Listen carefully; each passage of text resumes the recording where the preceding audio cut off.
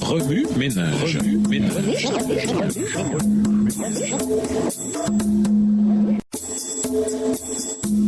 Remue ménage.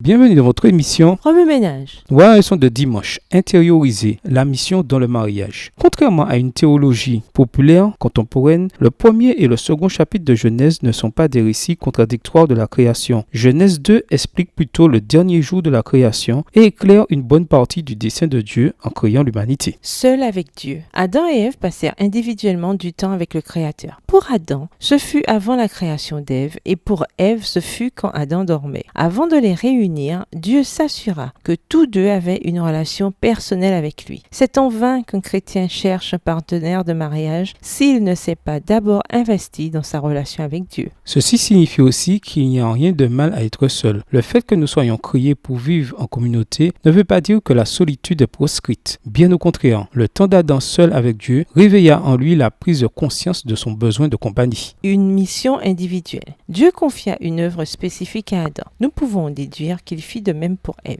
Dans Genèse 1, le verset 28, Dieu donna à Adam et à Ève un mandat dont ils devaient s'acquitter ensemble. Mais au chapitre 2, il confia à Adam seule la tâche de nommer les animaux. Ainsi, un chrétien doit avoir une œuvre individuelle à faire pour Dieu avant de trouver un conjoint et de s'unir dans la mission. Le chrétien qui ne travaille pas pour Dieu n'est pas prêt pour le mariage. C'est alors qu'Adam travaillait pour Dieu qu'il se rendit compte de son besoin de compagnie. En fait, son travail lui ouvrit les yeux sur la véritable nature de son besoin. En effet, s'il n'avait pas observé que le pan et la paronne étaient semblables mais différents, il aurait pu croire qu'il avait besoin d'un compagnon biologiquement identique à lui. C'est donc à travers notre travail pour lui que Dieu nous révèle ce qu'il nous faut chez un conjoint. Partenaire dans le service. Le mandat que Dieu donna à Adam et à Ève en tant que couple était séparé du travail individuel qu'il leur avait confié. Ils avaient un ministère en tant que couple, remplir la terre, et ils avaient besoin l'un de l'autre pour l'accomplir. Dans leurs individualités distinctes, ils avaient besoin l'un de l'autre pour remplir leur mission en tant que couple. Ainsi, un chrétien ne peut entrer efficacement dans un partenariat avec un autre dans le service que lorsqu'il a d'abord découvert qui il est en Christ. C'est précisément son caractère unique qui fera de lui un bon partenaire. Par conséquent, son individualité ne doit pas se fondre dans l'autre. L'autre déduction apparente est qu'un couple doit avoir une mission. En cherchant un conjoint, le chrétien ne cherche pas quelqu'un pour le compléter parce qu'il est déjà complet en Christ. La relation n'est pas destinée à se focaliser sur l'intérieur avec l'unique objectif de se plaire l'un et l'autre. Une relation de piété a une mission qui s'étend au-delà de soi-même. Un chrétien doit donc chercher un conjoint avec qui il peut s'engager dans le service. Remue ménage. Revenez à votre texte écrit et étudiez le passage. Encerclez les mots ou expressions ou idées répétées. Soulignez les mots ou expressions qui sont importants et qui signifient quelque chose pour vous. Reliez par une flèche les mots, expressions ou autres mots, expressions associés ou connexes. Quels éclairages particuliers vos notes semblent-elles indiquer dans l'ensemble? Mémorisez votre verset préféré tiré de Genèse 2, les versets 15 à 25. Écrivez-le plusieurs fois pour vous le rappeler plus facilement. Si vous êtes seul, êtes-vous à l'aise de l'être ou cherchez-vous constamment à être distrait de vos propres pensées? Qu'est-ce qui différencie les mariages chrétiens des mariages mondains? Au revoir. Et à demain si Dieu veut.